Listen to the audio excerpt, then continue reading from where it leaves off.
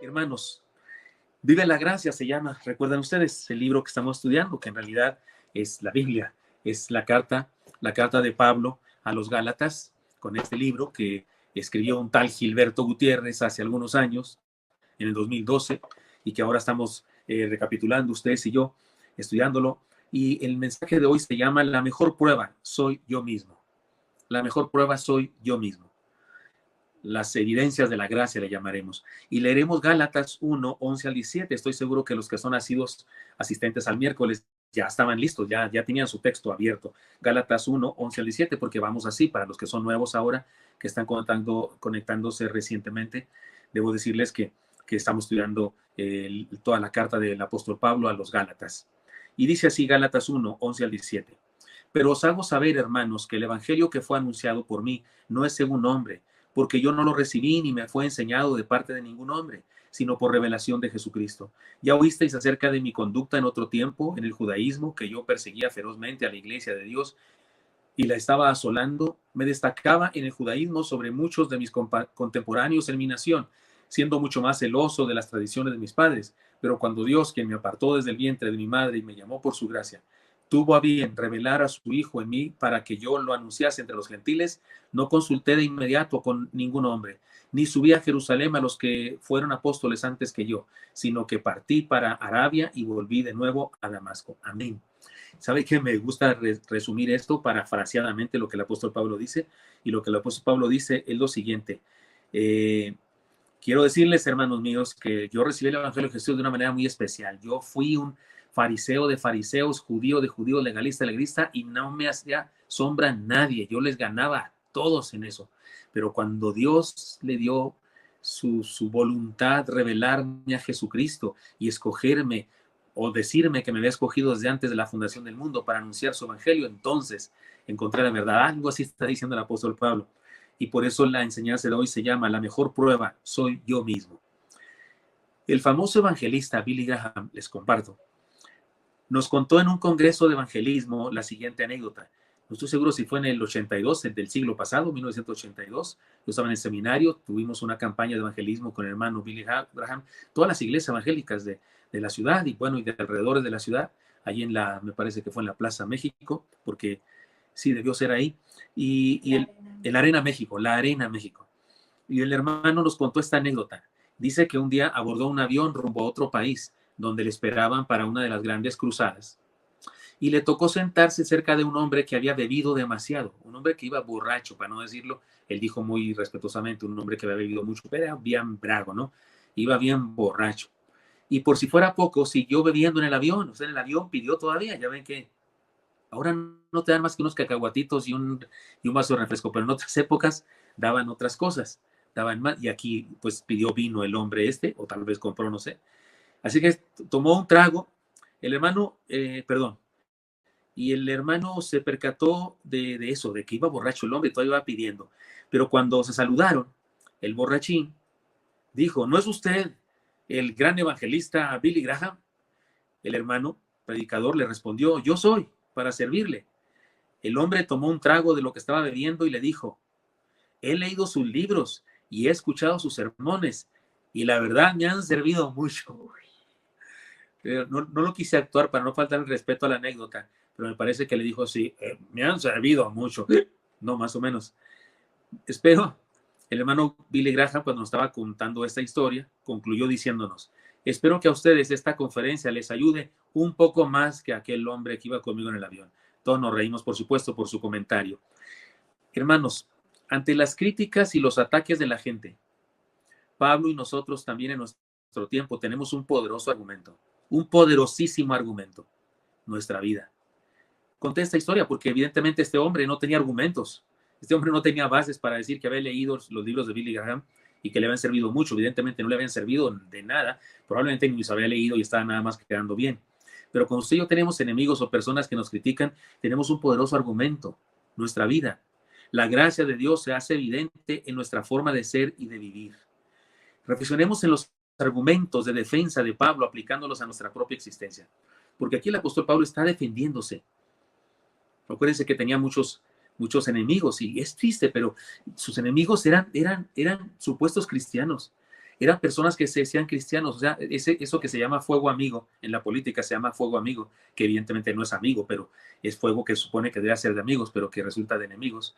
Pero es lo más triste de todo. Ahora, el apóstol Pablo tenía esta circunstancia y nosotros también tenemos esa circunstancia en nuestro tiempo, ¿no es cierto? Pero aquí están los argumentos de Pablo.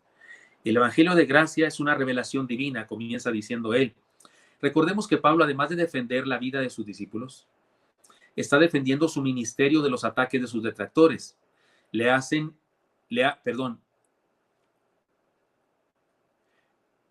Los detractores le niegan su apostolado, dicen que él no es apóstol. En respuesta a dichos ataques, el apóstol establece un primer argumento. Él experimentó una revelación de Dios. El apostolado de Pablo, igual que el llamamiento de todos nosotros al ministerio pastoral o de maestros o de lo que sea que nos haya dado Dios un ministerio, es que Dios nos llamó a eso. Recordemos su experiencia de conversión. Le leo y yo no lo escogí así, pero es cierto que en los domingos estamos predicando de la conversión del apóstol Pablo, y bueno, el Señor ha hecho coincidir esto también con que los miércoles también nos corresponde esto, pero miren, dejen leer esto de Hechos 22, 6 al 10, donde se narra la conversión de Pablo, contada por él mismo. Pero aconteció que yendo yo, al llegar cerca de Damasco, como a mediodía, de repente me rodeó mucha luz del cielo, y caí al suelo y oí una voz que me decía, Saulo, Saulo, ¿por qué me persigues? Yo entonces respondí, ¿quién eres, Señor? Y me dijo, yo soy Jesús de Nazaret, a quien tú persigues. Y los que estaban conmigo vieron la verdad en la luz y se espantaron, pero no entendieron la voz del que hablaba conmigo. Y dije, ¿qué haré, Señor? Y el Señor me dijo, levántate y ve a Damasco, y ahí se te dirá todo lo que está ordenado que hagas. Hechos 22, 6 al 10, como dije. Sin duda que se trató de algo extraordinario, pero en todos los casos, el Evangelio de gracia es una revelación. Los seres humanos no podríamos entender el Evangelio del Señor por nosotros mismos, no lo captaríamos. Los seres humanos no podríamos entender el Evangelio del Señor por nosotros mismos, por nuestra inteligencia, nuestra capacidad. No, Señor. Necesitamos de la intervención del Espíritu Santo en nuestro corazón para que nos comprender semejante verdad. El Señor dijo, pero yo os digo, la verdad os conviene que yo me vaya, porque si no me fuese, el Consolador no vendría a vosotros, mas si me fuere, os lo enviaré. Y cuando Él venga, convencerá al mundo de pecado, de justicia y de juicio. De pecado por cuanto no creen en mí. De justicia por cuanto yo voy al Padre y no me veréis más. Y de juicio por cuanto el príncipe de este mundo ha sido ya juzgado. Aún tengo muchas cosas que deciros, pero ahora no lo podéis sobrellevar. Pero cuando venga el Espíritu de verdad, Él os guiará a toda verdad, porque no hablará por su propia cuenta, sino que hablará todo lo que oyere. Os hará saber las cosas que habrán de venir. Esto está en Juan 16, 7 al 13. Cuando Pedro entendió que era su maestro, no fue por su propia sabiduría o inteligencia. El Señor le dijo, ¿se acuerdan cuando Jesús hizo la pregunta aquella? ¿Quién dice la gente que yo soy? Y luego, ¿quién dicen ustedes que yo soy? Y Pedro respondió de manera magistral, tú eres el Cristo, el Hijo del Dios viviente. ¿Y qué le dijo Jesús? Ah, qué listo eres, Pedro, qué bárbaro. Tienes un coeficiente intelectual arriba de 150. Qué bárbaro, qué inteligente eres. No le dijo eso el Señor. ¿Qué le dijo? Bienaventurado eres, Simón, hijo de Jonás, porque no te lo reveló carne ni sangre, sino mi Padre que está en los cielos. Así que, hermanos míos, la cosa es clara. El Evangelio es una revelación de Dios para nuestra vida. De la misma manera que no podemos llegar al cielo por nuestra capacidad personal, y fue necesario que el Señor se encarnara y descendiera. De la misma manera es necesario que el Espíritu Santo trabaje en nuestro corazón y nos haga entender el Evangelio de la gracia. No es por nuestra inteligencia. Si fuera por nuestra inteligencia, Hopkins, ¿cómo se llama este teólogo que murió, que estaba enfermo, que era ateo? ¿Cómo se llama? Stephen Hopkins. Hubiera creído de inmediato. Era muy inteligente, tenía un coeficiente intelectual altísimo, pero con toda esa inteligencia altísima, no creía en el Señor porque creer en el Evangelio es una revelación de Dios. Y usted dice, entonces hay personas a las que Dios no se le revela. No, hay personas que no reciben la revelación de Dios, que es diferente. Hay personas que no aceptan la revelación de Dios, que es diferente. Hay personas que rechazan, hacen todo lo posible por rechazar y por detener la obra del Espíritu Santo en sus vidas. Por eso a ese pecado se le llama el pecado imperdonable y por eso se le llama la blasfemia contra el Espíritu Santo, porque es el Espíritu Santo el que vino a convencernos de justicia y de juicio. ¿Se acuerdan que leímos eso? Entonces, mis hermanos, sí, es una revelación. Entonces, el argumento que está usando Pablo es el siguiente. ¿Por qué creen que creo en Dios? ¿Por qué creen que predico a Dios? ¿Porque soy muy listo? No, el evangelio de gracia es una revelación. Dios me lo reveló. Dios se me reveló y todo lo que les enseño y les digo es prueba de que es así, de que Dios me reveló su verdad. La tendencia natural de la humanidad es creer que debemos conseguir las cosas por nuestro propio esfuerzo, por que debemos hacer intentos por comprender el evangelio de gracia, pero no es natural que lo comprendamos, porque nuestra lógica humana, nuestra lógica mental es rechazar. Por ejemplo, la doctrina o una de las doctrinas más difíciles de creer del cristianismo es la resurrección del Señor. Ahora, como nos lo dijo el hermano Elí, el pastor Elí, hace algunos domingos que predicó en la iglesia, recuerdan ustedes, por cierto, recomiendo que tomen su curso, entre paréntesis, que tomen su curso en nuestro seminario, se pone espléndido. En nuestro seminario, la Gran Comisión se llama Seminario Teológico, la Gran Comisión. Nuestro seminario tiene un costo, cada clase tiene un costo para los alumnos, una inscripción también, pero ¿qué creen? Estamos ¿cómo dije? ¿Qué palabra? De oferta, estamos de promoción. Tenemos una clase gratuita. Es la clase de apologética. Se llama Creyendo en Dios en el siglo XXI, algo así. Tenemos un excelente maestro, el hermano Elí Gutiérrez Briceño, pastor Elí Gutiérrez Briceño. Dará esta clase, por supuesto, por internet. Y resulta que él nos dijo recientemente en uno de los sermones respecto a la que Dios existe Dios, ¿no? Eso nos hablaba de la resurrección del Señor. Si un historiador aplica los principios de la historia, aplica los principios de la historiografía para entender una verdad del pasado, que Jesús resucitó, que Jesús existió y que resucitó, tiene más argumentos, más pruebas que el hecho de la existencia de Sócrates, Platón, Eurípides, Tales de Mileto y otros 20 sabios de la antigüedad. Jesús tiene que vivió y que resucitó, tiene más pruebas. Pero ¿por qué la mayoría no acepta? Porque nadie ha visto a alguien resucitar de los muertos. Porque no es normal que los muertos resuciten. Entonces, nuestra lógica humana tiene la tendencia a negar a Dios y a negar la verdad de Dios. Por eso hace falta que el Espíritu Santo venga a nuestra vida y nos convenza y nos revele a Dios. Y cuando terminamos creyendo en Dios, no es por nuestra picudísima inteligencia, no, Señor, es por su revelación. Lo único que hicimos fue aceptar su revelación. Ya he contado tal vez esta anécdota que me aconteció a mí. En esta anécdota no soy héroe ni mucho menos. Soy de hecho no villano, pero no soy el que tuvo que aprender algo. Pero en la iglesia donde fui pastor, recién graduado del seminario, perdón. Una iglesia muy linda que sigo teniendo relación con los hermanos y les amo mucho. Fue recién graduado del seminario allá, Sael, en Chihuahua. Había un diácono muy lindo, el hermano don Eusebio Cantón. Si han visto a Miyagi, el de la película El Karate Kid, el hombre creo que era japonés, que le entrena a Daniel San, si han visto a Miyagi, hagan de cuenta a don Cantón, idéntico. Era un hermano oaxaqueño, muy lindo, sus hijos son mis padres espirituales, son los que me evangelizaron, me aconsejaron cuando yo levanté mi mano aceptando a Cristo. Los amo muchísimo, toda esa familia, pero y de toda esa iglesia. Sael, Dios los bendiga, están por ahí, algunos de ustedes van a ver este programa, pero resulta que don Cantón tenía un amigo pero no sabíamos que era su amigo, ni sabíamos que íbamos a ir a visitarlo a él, pero una hermana nos pidió que fuéramos a visitar a su esposo, que según ella era muy listo, era muy inteligente, y que como era muy inteligente, muy culto, por eso no podía creer en Cristo. Y es de esos que había leído medio libro, o había leído la revista Duda. Antes había una revista que se llama la revista Duda, era algo así como alarma filosófica, y había leído por ahí algo y negaba a Dios y esas cosas. Y entonces yo dije, yo me lo he hecho a ese, estudié filosofía, letras, ¿qué me sirve? Ni para el comienzo. Yo voy y lo meto en cintura y le hablo de la palabra y no sé qué. Y fui. Y entonces él, sí, oiga, él me mencionaba un libro y yo le hacía pedazo su argumento hablándole mal del autor, porque me mencionaba un libro de un autor que todos sabemos que se drogaba con opio para escribir sus novelas. Y no voy a decir sus nombres para no promoverlo ni nada de eso, pero cada cosa que decía, cada argumento que me decía, yo lo hacía pedazos, según yo, con mi picudísima filosofía. Y de pronto, y don Cantón, debo decirles que don Cantón era típico que se durmiera en los cultos. Era famoso, se dormía en todos los cultos, roncaba en los cultos. Pero yo no le podía despertar y preguntar, ¿verdad, don Cantón? Porque él se despertaba de inmediato y decía, sí, pastorcito, porque fíjese, por ejemplo, yo una vez me acuerdo y contaba una anécdota que tenía absoluta relación con lo que yo estaba diciendo. O sea que dormido escuchaba los sermones. Pero bueno, en esa ocasión se va dormido mientras yo peleaba filosóficamente con aquel necio cabezón.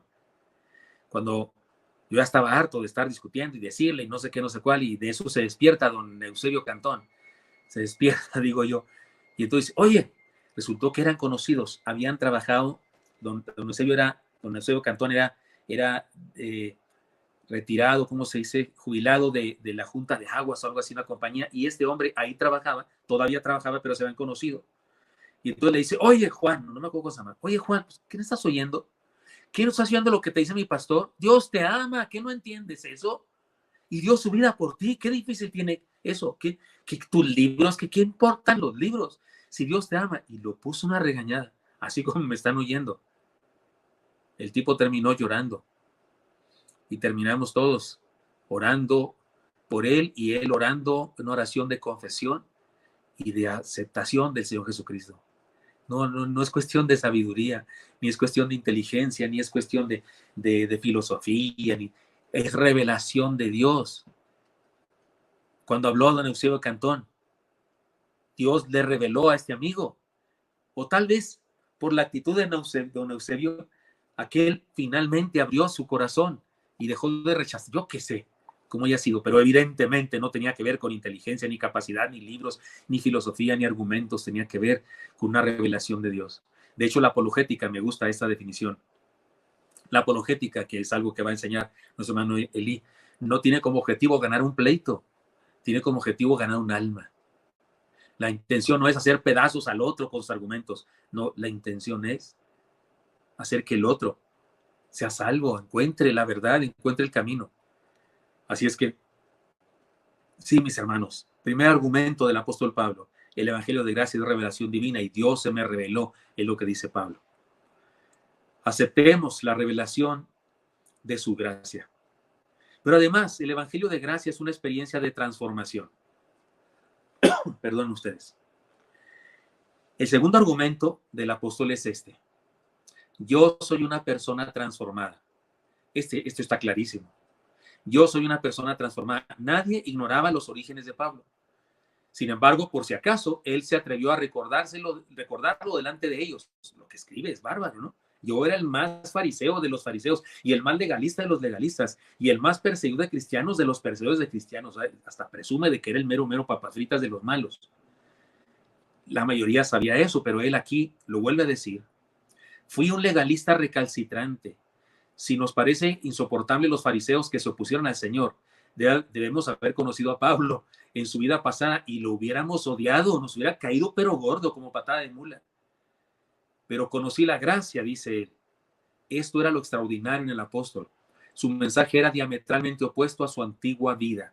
O sea, ¿quién podía? ¿Qué argumento hay contra eso? Dígame, ¿qué argumento hay contra eso?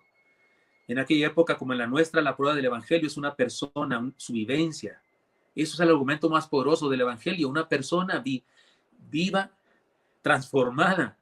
Porque usted le podemos hablar a la gente, ahora mismo estoy haciendo eso, estoy poniendo el ejemplo de Pablo, que fue transformado y la gente puede leerlo y le puede decir a las personas, no, fíjate que Pablo era bien malo, pero Cristo lo salvó, pero esa persona a la que le estoy hablando no conoce a Pablo.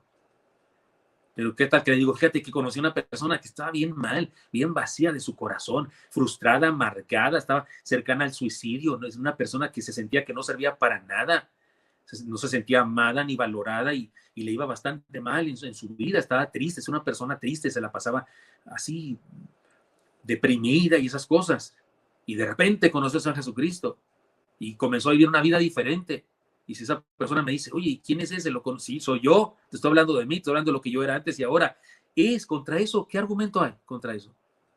Cuando alguien te conoce de rufián, de mala persona y de repente te ve santo, ¿qué argumento hay contra eso?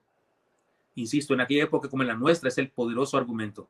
Tristemente, el mundo y las iglesias están llenos de religiosos que tratan de vivir el evangelio de la superación personal, el evangelio de las abstenciones, el evangelio del abolengo, el evangelio de la experiencia social, el evangelio del sensacionalismo, es decir, el evangelio de las obras.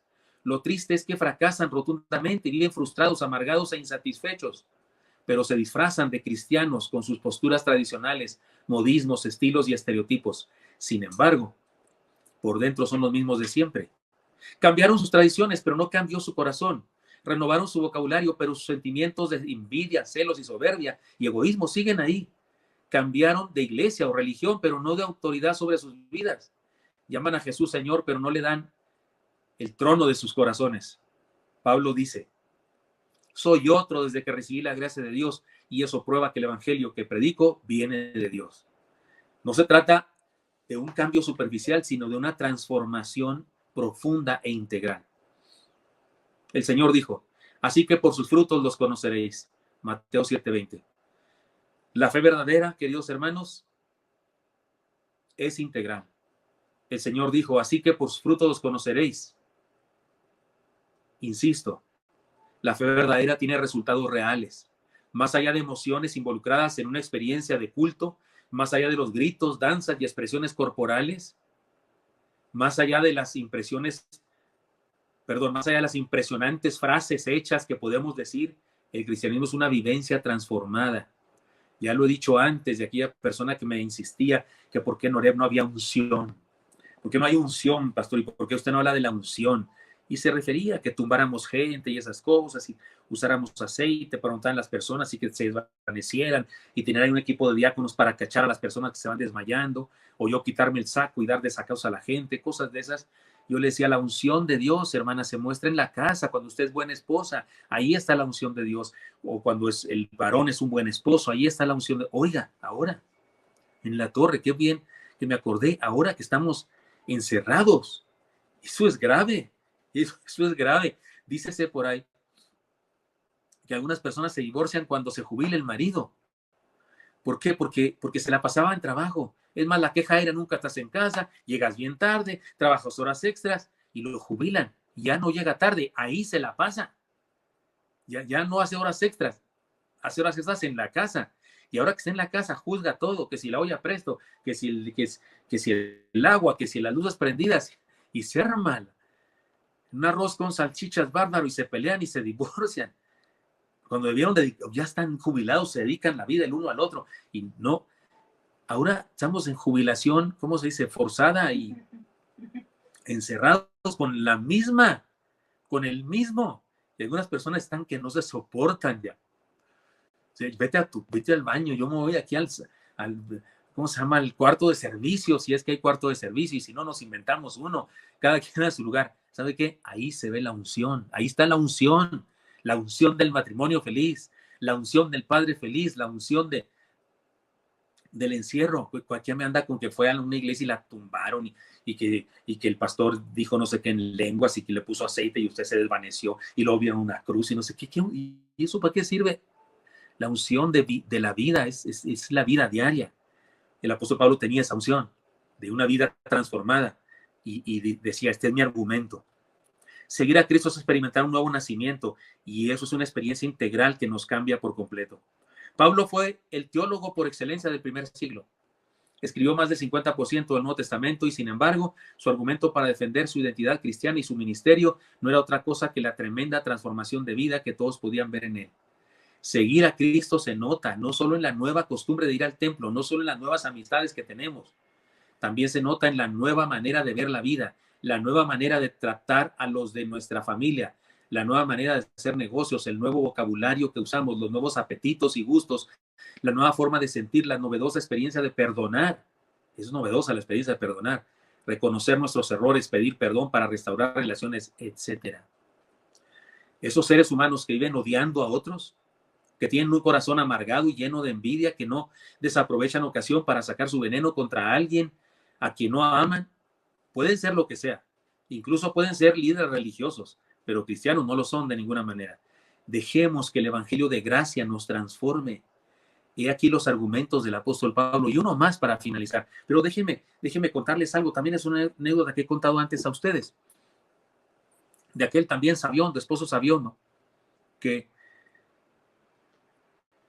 que pensaba que lo que le habían hecho a su esposa era un lavado de cerebro, y decidió ir al templo y escuchar al pastor. Y un día se entrega a Cristo. Y el pastor le pregunta, ¿cómo? ¿Qué pasó en su vida? Y le dijo, mire, pastor, yo he escuchado sermones y tenía argumentos para cada enseñanza que usted daba. Yo tenía argumentos.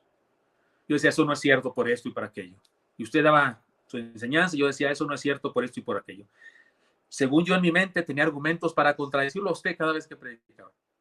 Pero cuando llegaba a mi casa, mi esposa, que había sido una fiera, había sido una mujer piliosa, enojona, gritona, mal hablada, rebelde, desobediente a mi autoridad de varón, decía él, el macho este, ¿no? O sea, esa esposa terrible, cuando empezó a venir aquí con ustedes a la iglesia, empezó a cambiar y empezó a portarse bien conmigo. Y aunque yo la maltrataba, ella era linda conmigo y era una buena esposa. Tenía argumentos contra sus sermones, pastor, pero no tenía un solo argumento contra lo que Dios estaba haciendo en mi esposa.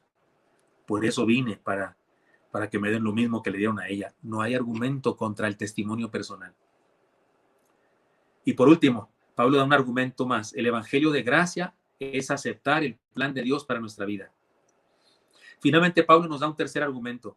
Dios me escogió desde el vientre de mi madre. Lo que está diciendo no tiene nada que ver con orgullo o soberbia, como pensaría alguno. Más bien tiene que ver con un absoluto reconocimiento de que él no hizo nada para merecer semejante privilegio. Como si nos dijera, yo lo que soy lo que soy porque Dios quiso, a pesar de mis pecados. Además, nos habla de su discipulado inicial. Dice que no fue a los apóstoles, sino se apartó a una especie de retiro espiritual. Tenía muchas cosas que reorganizar en su mente y corazón. Tenía muchas preguntas para el Señor y mucho que meditar respecto a lo que había experimentado. Seguramente en ese tiempo fue confrontado con el plan de Dios para su vida. La frase que le había dicho el Señor en el camino a Damasco le seguía retumbando en su mente. Dura cosa te es dar coces contra el aguijón. ¿Recuerdan la metáfora? Las mulas o los animales de carga cuando eran muy mañosos y tiraban patadas. Pues bien fácil se resolvía el asunto. Ponían un palo puntiagudo ahí donde tiraban la patada, de tal manera que tiraban una vez, dos, pero al darse cuenta que estaban maltratando la pierna, la pata, pues ya no volvían a tirar patadas. Entonces le está diciendo, fíjese la frase que le está diciendo al Señor a Pablo, eres más terco que una mula. O sea, dura cosa te es dar coces contra el aguijón. Sí, le estaba diciendo que no tenía, perdón. Y fue ahí donde aceptó finalmente Pablo su misión. Todos los seres humanos recibimos la gracia de Dios y la oportunidad de unirnos a su plan, haciendo aquello para lo que nos creó. Pero no todos aceptan el llamado. Esa es justamente la diferencia entre los que se salvan y los que se pierden. No hay acepción de personas de parte de Dios, pero sí hay acepción o rechazo de parte de los seres humanos. Las personas que van a ir a dar al infierno, no van a ir al infierno porque Dios decidió que fueran al infierno. No, Señor. Con todo respeto para cualquiera que diga eso, y algunos muy famosos por YouTube, por internet, y usted los ve y se chuta todo lo que ellos dicen, con todo respeto, son lindas personas y buenos pastores, pero cuando dicen que Dios escogió a unos para ser salvos y escogió a otros para no ser salvos, no es verdad. La Biblia no dice eso. La Biblia dice que Dios no quiere que ninguno se pierda, y si no quiere que ninguno se pierda, entonces nos salva a todos. Pues sí intentó salvarlos a todos a través de Jesucristo y a través de su Santo Espíritu que llama al corazón del ser humano, pero Dios sigue siendo un caballero y da permiso que el ser humano decida si acepta o no acepta. Así que los que van a ir a dar al infierno no van a ir porque Dios quiso, sino porque ellos quisieron. Como dice el hermano Elí, que dice el teólogo Carlos Barth, que la puerta del infierno se cierra por dentro. Es decir, el que está ahí está porque él cerró la puerta. Así es que, hermanos míos, no hay acepción de personas delante de Dios, pero sí hay acepción o rechazo de parte de los seres humanos para Dios. Pablo pone un argumento y defensa de su llamamiento, el ministerio que está desarrollando y que sus lectores conocían perfectamente. O sea que él pone como argumento que no saben lo que estoy haciendo, no ven lo que escribo, oyen mis sermones. ¿Por qué creen que lo hago? Porque soy muy listo, porque soy muy capaz. No, porque Dios me llamó para eso. Él me llamó a este ministerio. Él me dio a este ministerio, su evangelio de gracia. Yo solo lo acepté. Él me escogió desde el vientre de mi madre y yo acepté esa elección. Aceptemos el plan de Dios para nuestra vida y vivamos su gracia. Termino contándoles algo. En la televisión y en algunas revistas, con tal de vendernos un producto para adelgazar, para que nos salga pelo, para tener una piel tersa, etcétera. Se nos presenta una persona que supuestamente ha usado ese producto y nos muestra el antes y el después. De esa manera, según ellos, podemos comprobar los resultados. Ahí está, uno gordito, llantudo. Y después de un aparatejo que 5 minutos cada tercer día nada más, y no, hombre, ya está más esbelto que nada. O una crema, que ahí está la señora con su cara de pasa, pero después de usar la crema ya está estirada. Antes y después. No sé si lo que nos presentan es verídico, no sé, pero una cosa sí sé, los resultados son importantes en la vida, no en estos productos. Los resultados son importantes, o sea, sí son importantes. Los resultados sí son importantes. Cuando se trata de la gracia de Dios, el antes y el del después sí es importante. El antes y después de una vida de contraste sí es impresionante. Por eso algunos tuvieron que cambiar de nombre. De Abraham a Abraham, o sea, del padre enaltecido a padre de multitudes. De Jacobo a Israel, o sea, de tramposo al que ha luchado con Dios, con los hombres ya vencido. De Leví a Mateo, de Juan a Jacob, y Jacobo a Boanerges, de Simón a Pedro. Por eso tuvieron que ser cambiados de nombre, porque Dios les cambió la vida, les cambió la biografía, les cambió por completo la existencia. El antes y después importa. Y este es el argumento del apóstol Pablo. Sería bueno preguntarnos, ¿qué tanto he sido transformado por la gracia de Dios? ¿Qué tanto he sido transformado por la gracia de Dios? Aceptemos la gracia de Dios y dejemos que las evidencias se noten en nuestra vida. Resumiendo entonces, para terminar, el apóstol Pablo nos dice que la mejor prueba soy yo mismo. El Evangelio de Gracia es una revelación divina. Su primer argumento es este: yo experimenté la revelación de Dios, háganle como quieran, lo que sé, todo lo que sé, no es por mi inteligencia, Dios me lo reveló. Segundo argumento, el Evangelio de Gracia es una experiencia de transformación. Soy una persona transformada y nueva y pueden verlo en mi forma de vivir. Y tercer argumento, el Evangelio de Gracia es aceptar el plan de Dios para nuestra vida. Dios me escogió desde el vientre de mi madre, yo solo dije sí. No soy tan bueno. Es decir, hermanos míos, que el antes y después sí es importante en la vida cristiana. Sería bueno, ¿no? Hacer un día, muy buena idea para hacer videos, hermanos, de digital art. Sería bueno considerar eso, hacer unos videos de antes y después. Antes y después. Testimonios estoy hablando, ya hemos hecho de eso, les hemos llamado en otras épocas en nuestra iglesia, les hemos llamado la mano de Dios cuando era de los jóvenes, les hemos llamado vientos de jubileo, ¿recuerdan? Pero esos son los antes y después, cuando una persona nos comparte su antes y su después. Sería fantástico tener películas de nuestro antes, nuestro después, aunque sería muy bochornoso tener películas de lo malo que éramos. Creo que no existe tal cosa, pero sí testimonio de antes y después es el argumento más poderoso. Y Pablo lo dice acá. Esto nos dice la carta del apóstol Pablo a los Gálatas, en el capítulo 1, todavía ahí vamos en la carta, capítulo 1, versículos 11 al 17. Acompáñenme a orar, por favor, hermanos. Pero le desafío. Tal vez alguno que me está escuchando dice, pues yo no tengo más que antes. No tengo ningún después porque no hay después de qué.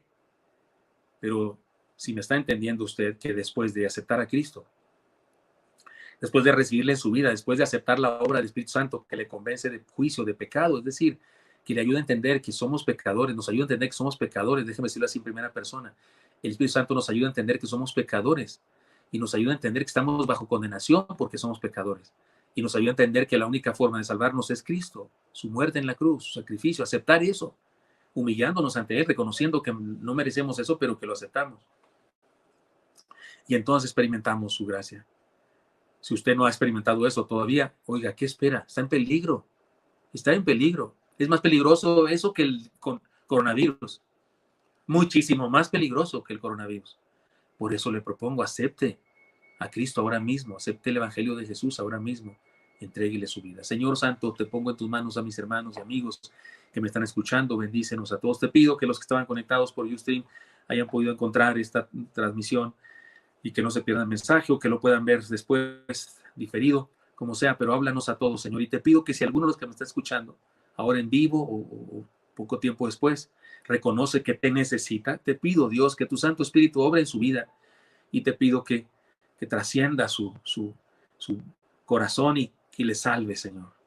Le pongo en tus manos. Pido que le bendigas a ese hombre, a esa mujer que te necesita ahora mismo para salvación. Escucha su ruego, escucha su oración, su corazón abierto, Señor, y entra y sálvale, perdónale, transfórmale y úsanos a nosotros como iglesia para ayudarle a caminar contigo. Y bendice a todos mis hermanos de miércoles, que anhelo ver, que extraño tanto, Señor, y bendice a todos mis hermanos que están conectados, aún los que regularmente no van los miércoles, y bendícenos como iglesia y a todos los hermanos nuevos, amigos nuevos de toda Latinoamérica y amigos de otras iglesias o de ninguna iglesia, pero que se conectan con nosotros ahora. Señor, bendícenos, te pido que nos des tu gracia, tu misericordia en Cristo Jesús. Amén. Amén.